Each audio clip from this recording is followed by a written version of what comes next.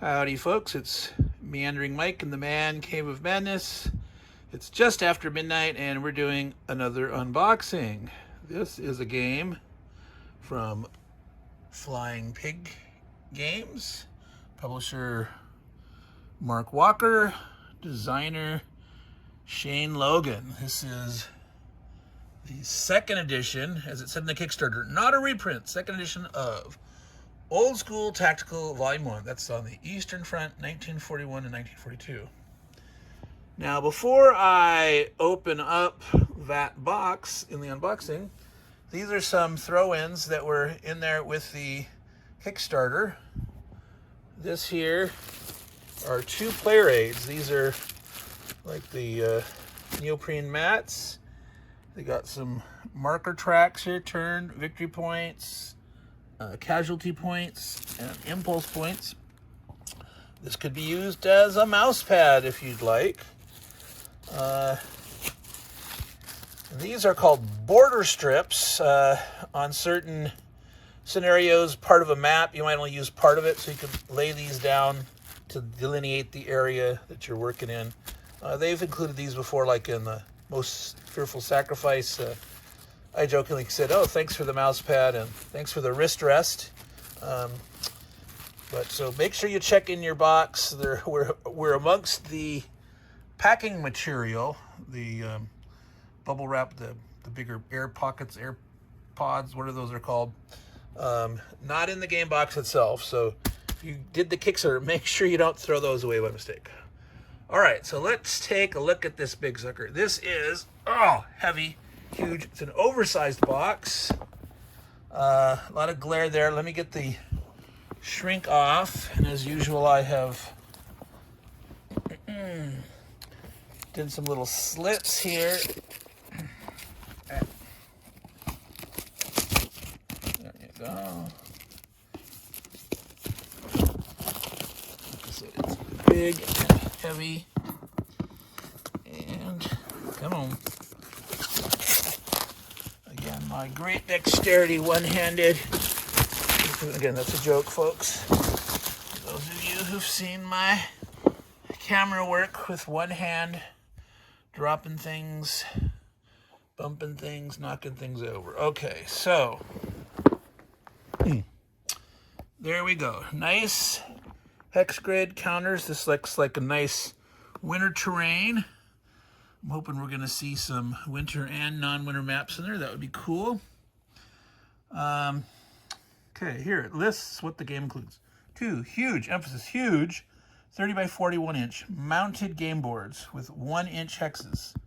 Big hexes, all right? So the 4 die-cut counters are 3/4 inch and 7/8 inch counters. So that wreck, that tank, you can see it's overextending thing, but you can see a little bit of border on each side, so that's like, that's an inch across, that's like a 1/16 of an inch on each side, so it's a 7/8 inch counter. And here's the smaller 3/4 inch infantry. Those fit in there very nicely. The vehicles do overhang a little bit, but only at the corners, so that's cool. So this is a squad level game. You got soldiers, guns, vehicles of the appropriate period. It uses an impulse system, impulse points using to control the back and forth action. So this is a 2-player game, but with a system like that, that should be relatively conducive to also doing solitaire play. What else is there? Luck cards, unit data cards, 2-player aid cards, 4 dice, full color rulebook, and scenario books. I believe here it said, yeah, there are some new training scenarios that weren't in the original edition, new artwork and layout, and the latest rulebook. I believe volume 3 in this series of Old School Tactical, that's the same level of rules as that. So like, you don't have to worry about, oh my god, my volume 3, if you're already in this series, is going to be obsolete. No, that's the same level of rules. I do not know about volume 2, whether that's going to have some future updates or not coming, or if it's also good. So you could always check with Flying Pig Games. So I think we are ready to try to get into this big beast. Oh wait, by the way, says playing time, 45 minutes to 5 hours. So obviously, some scenarios, like the training scenarios, much shorter. There's some big battles in there if you want to spend a nice 5 hours on one game. So let's see what we can do here. Getting into this. Oh, nice. We got that open relatively easily. All right.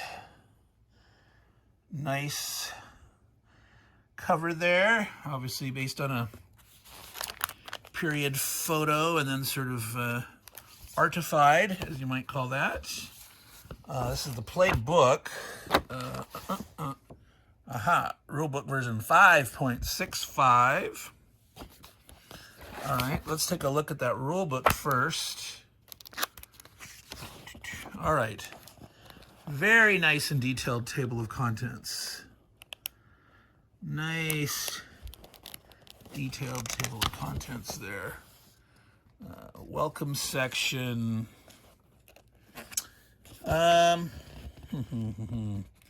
So I wonder if this looks like some overview stuff. This might be like what's different from the previous version or not, or a very high level introduction, because it's jumping straight into specific rules. So I almost think there might be some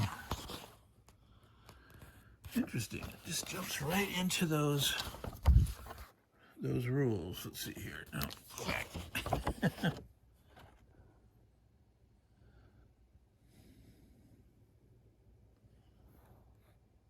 Turn, check impulse unit marks. So these sections are, some of them are very short, very, very short. Map, turn tracker. So like 3, 4, 5, 6, 7, 8, you know, that whole first section, that is page 1. Okay, so that's page 1, that's page 2, etc.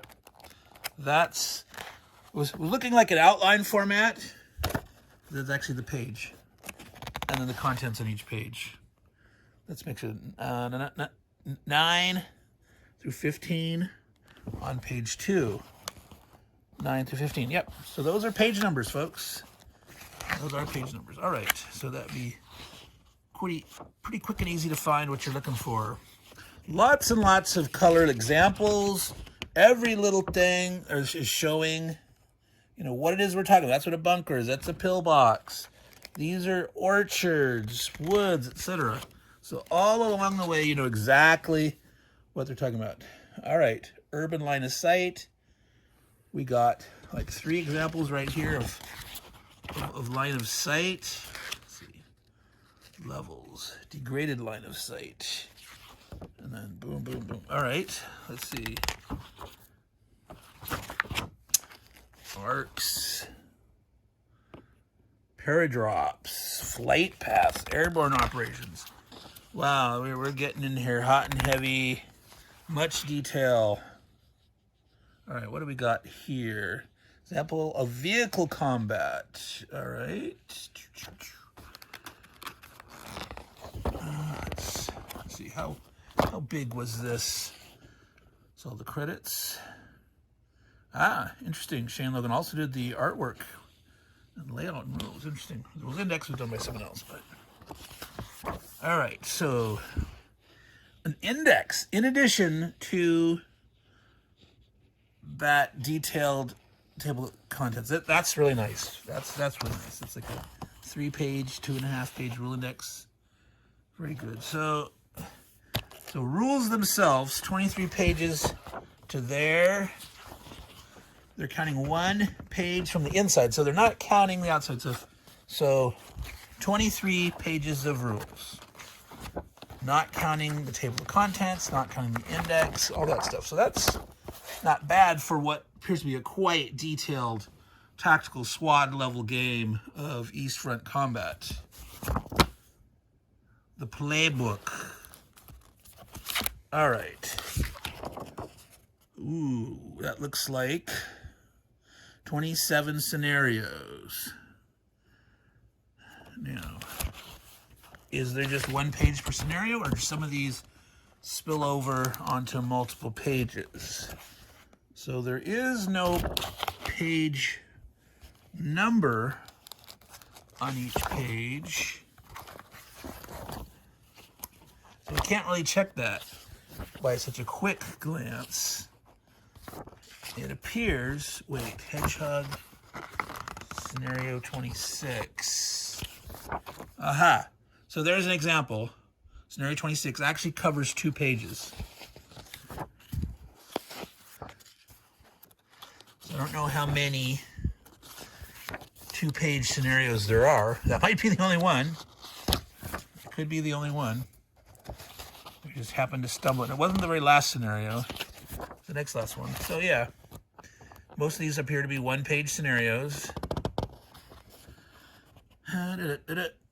This is the order battle for each side. Gut check and impulse points. Interesting. I'm assuming gut check is some form of morale. I've not played the system at all before, though. I'm totally new to this. What else would gut check be other than some kind of morale level, right? Okay, interesting. Counters. So these are, ooh, yes. Good old pre-rounded counters. That always is nice. We got the traditional SS on the black background counters. Good old field gray for the Germans. Whoop. Hey, see that one just fell out? Already used one counter. So these are very easy to punch out. Oh my goodness. I lifted that out and already. So these would have been nice maybe to have in a plastic bag. I'm going to try to take these out here, lay them on the Wooby without losing any more counters. Oh, there's one's coming out. I can feel it. So that's probably things that have already done their actions using their impulse points. Broken morale, immobilized. Acquiring targets. I'm assuming main gun, it's got a slash. I assume that means this tank main gun is inoperable. Strike. I don't know if that's calling it an airstrike or a mortar strike or something. There's an airstrike, at least for the Soviets. Intensive fire. Cover markers. Roadblocks. Mines. Casualty points for both sides. Victory points. Impulse markers. Unmanned. Alrighty.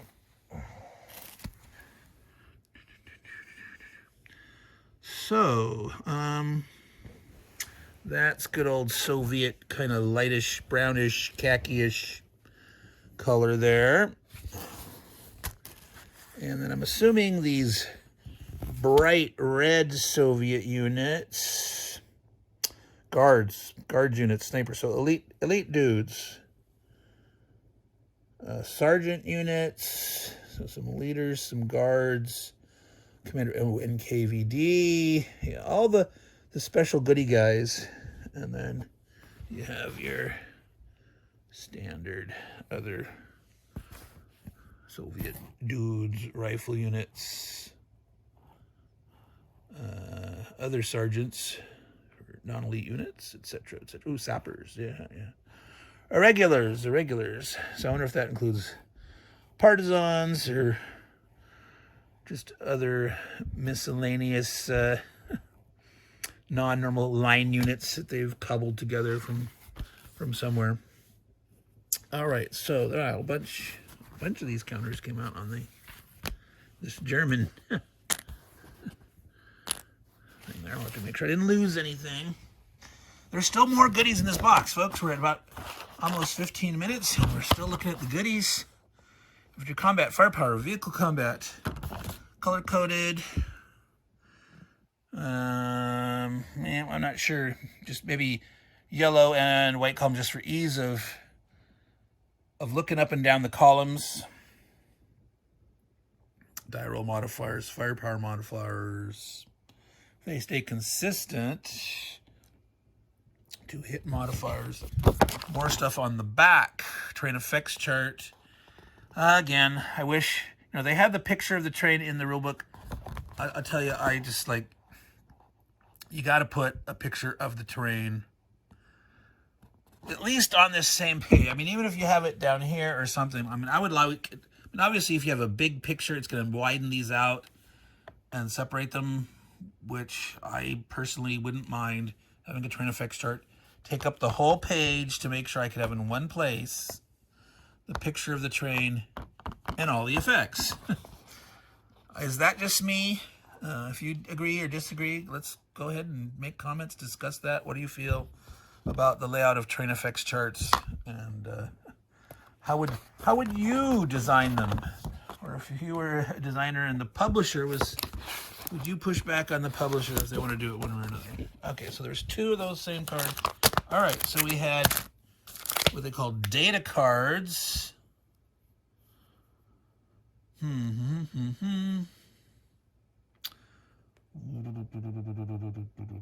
So why are there a bunch of blank entries here? I do not know. I do not know. Maybe for some. Now, these look like these are easy to get into. I'm going to go ahead and open them. I don't like opening up packs of cards if... Oh, of course, easier said than done. Now that I've opened up that, it's still resisting my fingers. Here we go. Out, out, out, I say. All right, so... Is that just because there's this short range, there's only one column of data? Ah, yes. Okay, good. I was gonna say, like, what's going on? Why is that all empty? So here's an example of unit that has a much larger max range of 22. So it has this range attenuation effects going here, and this is breaking down that. So the different tanks, KV1, not as strong a range, but you look at like the defense ratings, much higher defense, much lower than a T-34.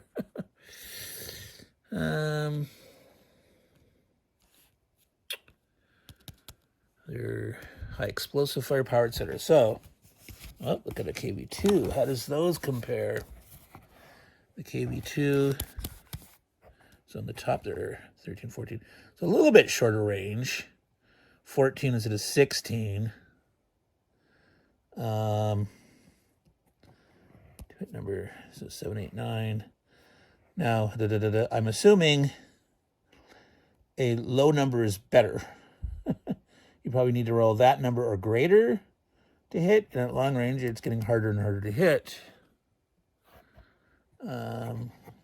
Again, I've not played the game. I'm assuming that. We'll figure that out. But armor-piercing firepower. All right. So whereas the high explosive does not attenuate by range. If it hit, boom, it's going to explode there. Whereas trying to pierce armor, the closer you are, better bang for your buck, more likely to punch through than at long range where your shell has started to slow down. So, Matildas, etc. Okay, so BTRs. Yeah, not a BTR, a BT7. Not very good armor-piercing firepower. Yeah, not great all along, but faster. All right, and they've got various infantry data cards. All right, movement, firepower, range, defense rating, and their bonuses as an elite unit. May evade, melee, single person counter right, so try to evade and hide. Yeah, only firepower 1 and defense 1 if caught in melee. Ooh, so the sniper gets double firepower when attacking leaders and snipers, because those are single unit guys. So the sniper can start shooting into a squad and maybe cause some casualties, maybe get them to break or something. But if there's attacking another sniper, counter sniper, sniper to sniper fire, or leaders, you're going to double their firepower. That's cool. All right. So that other deck of cards that they mentioned, this was the data deck. This would be the luck deck. Let's see, is this one going to be as easy to get into? We're at 20 minutes here, and we haven't even looked at the map yet. I would like to see, yeah, there, I can get it. I'd like to see a couple examples of some of these cards. So I'm going to go ahead and do that. I'm going to keep them separate. Luck. Command and control. After rolling for impulse points at the start of the turn, add +3 points to your total. So little random events, little bonuses. Battle hardened. Your troops remain steady under fire. Any single unit passes the gut check automatically. Use the card instead of rolling the dice. So you have to decide ahead of time. You can guarantee that he's going to make his check, but he might have made it anyway if you rolled, but you don't know. So you save that for the time. Like, this guy has got to be able to not break. He's got to stand. Like, maybe it's at the end and you're going to still hold your victory condition, your victory place, or something like that. So artillery strike. Firepower, accuracy. All right. So now that is a data card. So in that particular pack, we got the German data cards. How deep do those go? All right. So obviously it's the same kind of stats and stuff. Pioneer Squad. I believe those are like engineers, right? Pioneer units. Yeah. Flamethrowers, smoke, clear obstacles, detect and clear mines. There you go. German Pioneers. They're engineers. Let's see. So we're getting down here, trying to pull out the data cards. I want to look at... So that might be interesting later once we get into it more, learn more about the game, and then maybe do some comparison of some of the different, you know, like the tanks. What do the German tanks look like compared to the T-34 and the KV-1 and 2, and compare those to the Panther 3s and 4s and stuff. This is 41 to 42, so we don't get the great later war stuff. Concentrated fire, +2 to your fire power. May be used by a fire group, may be used in melee. Dig in. Improve the position of any hex. Place a cover marker. That's nice for a particular spot. You can boom, double time, +3 movement. So there's quite a wide variety of these events that can help you out. Different aspects of your maneuver, defense, offense. Ooh, evasive maneuvers. You make the hit on your vehicle a miss. That is sweet. And this is actually after they score the hit. They have scored the hit. Now, I'm assuming you probably, you know, elect to, before they calculate the damage. I mean, maybe this game doesn't have, it has, you know, deterministic. If they hit, you roll a hit, what's going to happen based on their armor piercing factor and your armor, you know, rating, etc. It might be predetermined. No, there was a vehicle combat table there. That's probably separate from, yeah, there's the firepower. Net firepower, rolling dice. So this doesn't say, but it says play when he scores a hit. So I would interpret that to say they've rolled the dice to see if they've hit based on the range, and then you decide if you want to make that miss or not. If you don't, then you would roll for the effect for firepower. But again, I may be wrong. Someone knows for sure how that would be interpreted. By all means, comment, share. Move all damage and immobile markers from a single vehicle. Ooh, nice. So as long as it's not completely destroyed, it can be immobilized, the main gun can be down, and can do all this damage, and boom. Suddenly, that guy's back in ground attack. Oh, you got your Stukas coming down here. All right. Green pilot, veteran pilot, ace pilot. How much firepower he has. 2 connected enemy hexes. Nice. All right, so I'm not going to go through all those cards. But that's enough for now. I'm going to put these guys over in the box to get them out of the way. I don't want to mix up the different ones. There's the German data cards, the Soviet data cards. All right, so, oh my God. Yes, they said huge. Huge. Huge. All right, so here is the non-winter map.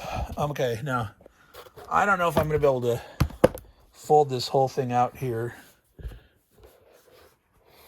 Oh my gosh. We'll look at part of it. All right, that's a nice looking map. Is that a cemetery? I don't know if that's supposed to be a cemetery or are those a bunch of sheep in a sheep pen. I'm thinking that's supposed to be a cemetery. Those domes, yeah, this could be a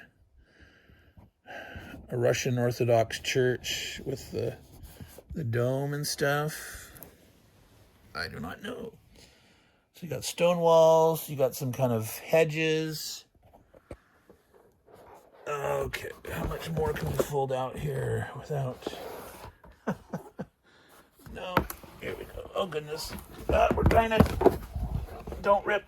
Don't rip. All right, holy moly. All right. Wow, this is huge. Cultivated fields. A hill. Contour lines. You can see the little hilltop there with the... Well, that's interesting. There's 3.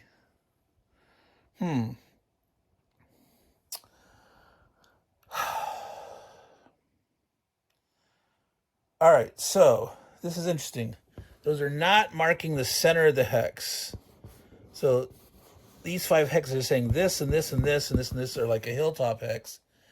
Now, I don't know. To me, I think I would like to have seen that in or near the center. But I suppose you get used to it if that's the case. I mean, yeah, because I was looking at this, those red ones. It's like, wait a minute. That hill upon the hill, the second level, these... Howdy, folks. I accidentally fat-fingered and stopped the video. Go figure.